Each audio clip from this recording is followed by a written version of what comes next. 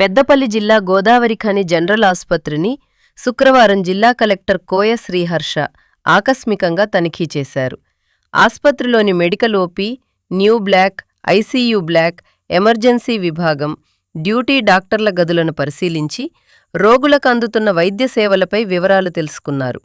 ఆసుపత్రి ప్రాంగణంలో జరుగుతున్న సీసీ రోడ్డు పనులను వేగవంతంగా పూర్తి చేయాలని ఇంజనీర్లను ఆదేశించారు. శానిటేషన్ పనితీరును మెరుగుపరచాలని సంబంధిత ఏజెన్సీకి సూచిస్తూ తక్షణమే కలవాలని ఆదేశించారు. రోగుల అవసరాలను దృష్టిలో ఉంచుకొని బెడ్ స్ట్రెంగ్త్ పెంపు కోసం చర్యలు చేపట్టాలని, మెడిసిన్ విభాగానికి అదనంగా ఓపీ బ్లాక్ ఏర్పాటు చేయాలని సూచించారు. ల్యాబ్ యంత్రాలు, ఏసీ వంటి పరికరాల్లో లోపాలు ఉంటే వెంటనే మరమ్మతులు చేపట్టాలని అధికారులను ఆదేశించారు.